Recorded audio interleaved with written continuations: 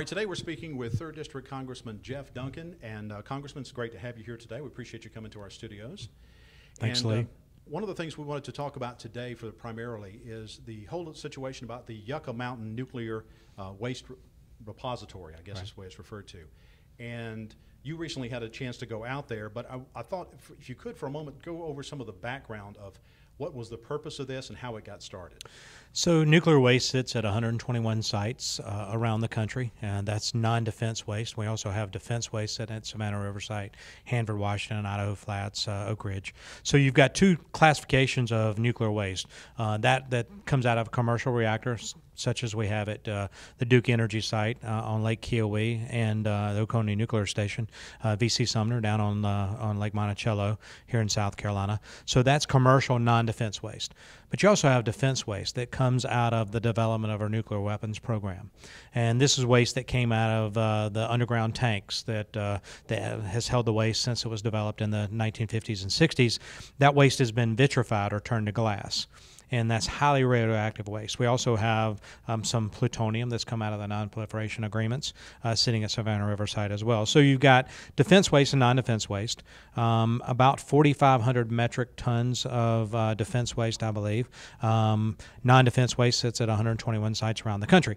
So in the 1980s, it was determined that we needed a long-term repository, and they searched high and low all over the country for the most ideal site to store that waste, and they found Yucca Mountain, which is in the middle of federal land. It's on the Nevada test site where the nuclear weapons were tested before Nagasaki and Hiroshima, and we've tested numerous other nuclear devices there as well on the same property. Yucca Mountain is geologically ideal. The mountain, 1,000 feet into the mountain, you will find an area they were going to build the vault to store this waste. And then it would be 1,000 feet from the top of the mountain to the vault, and there'd be another 1,000 feet down to any sort of water table, which is a closed water system, in a very arid area. Doesn't get hardly any rainfall. But water is a transmitter of nuclear material if it happens to pick that up. But for water to be able to transmit through 1,000 feet of non-porous rock into a vault, go through concrete, stainless steel, get on the vitrified waste, pick up the radioactivity, go back through stainless steel, concrete, and another 1,000 feet of non-porous rock before it ever got to a water table is almost insurmountable. Well, so it's an ideal site. And that was one of the main objections that the opposition to this project was concerned about, was the possibility of groundwater contamination. And also this also looks like it's more of a not in my backyard thing, because the entire Nevada delegation has been fighting this for some time, haven't they? Well, they didn't originally, but they have been since Harry Reid became a United States Senator and Barack Obama was president. Of course, they mothballed that at that point in early, I think, 2009. So it's the law of the land, Lee. The 1980s, Congress passed a law picking this site and charging ratepayers from the utilities around the country for the construction and operation of the Yucca Mountain Nuclear Repository.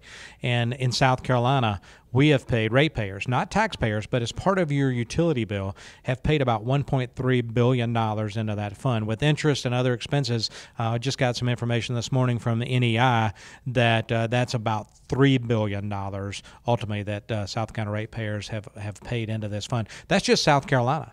Wow. That's not counting the other 50 states where ratepayers had to pay a part of their utility bill if they had a nuclear site and had nuclear waste sitting in their state. Over the years, South Carolina ratepayers have already paid it. Have paid $3 billion into this fund. And have gotten nothing for their money. That money have done in our economy if it had been used for oh, wow, purposes. Yeah. It's amazing.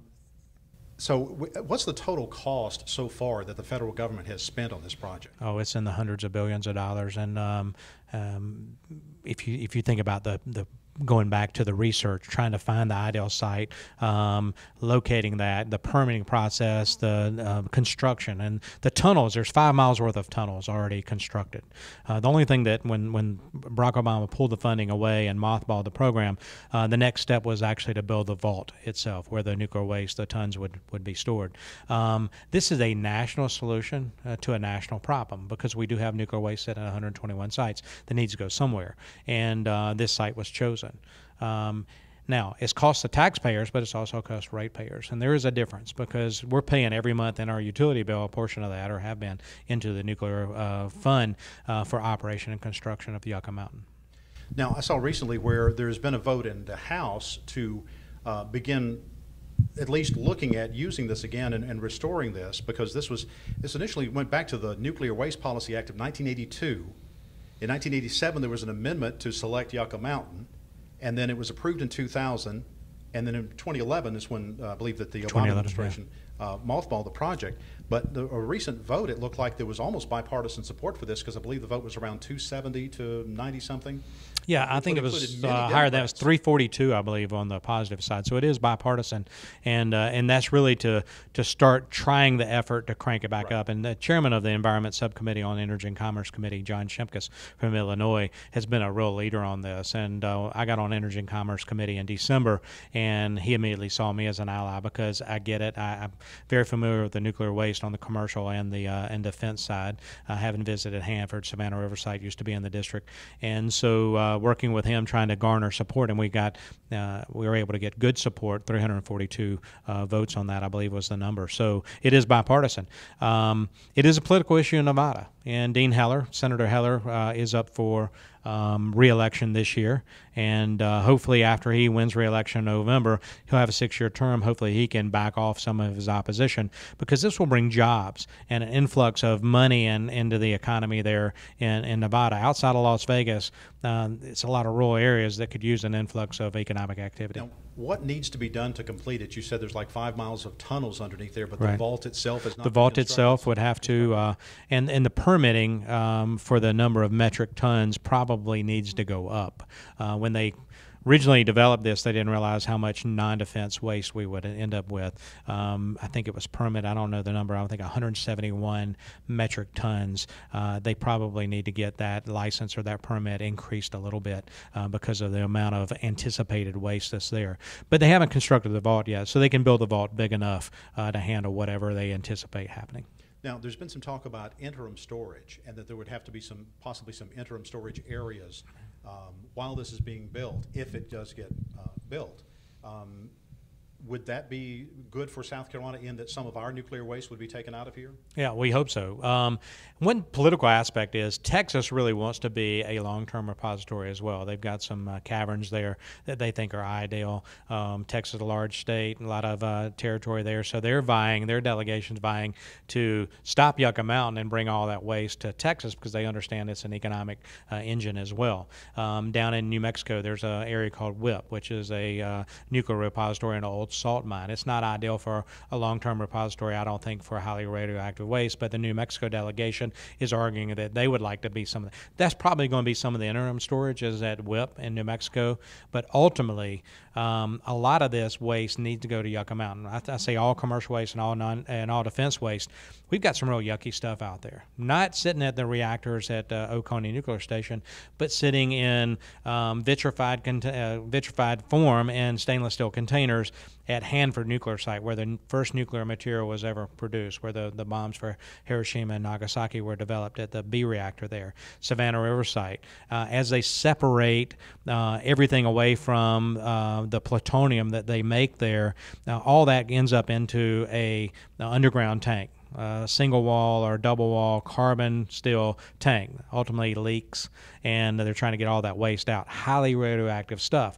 Well, once you turn it to glass, it ain't going anywhere. You're not going to erode glass, not going to erode glass in stainless steel, but that waste is still sitting down at Savannah Riverside. And that's not a long-term repository in concrete slab there at Savannah Riverside. It needs to go to Yucca. Is this a national security issue? Absolutely it is, especially when you talk about plutonium coming out of the non-proliferation. But not just plutonium, highly radioactive waste can be used in a dirty bomb if terrorists are able to get their hands on it. What do we need to do from here?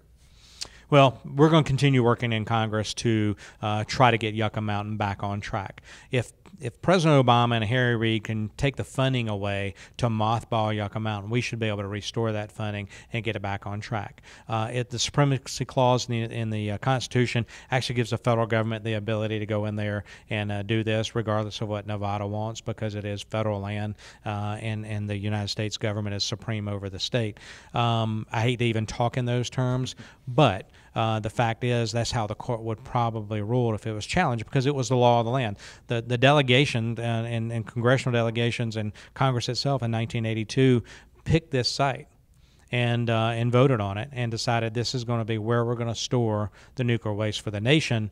It was Barack Obama and Harry Reid that stopped it, and we should be able to restart it. And it just amazes me that this something actually started in 1982 during the Reagan administration, and here we are in 2018, billions of dollars later, hundreds of billions of dollars later, and we still don't have it done. And I've been there. I've stood on the mountain. I've looked at how desolate the area is. It's arid. It's remote. It's an ideal site. I've been into the tunnels. I've seen the type rock that's there. I've looked at the geology. I've talked to the engineers.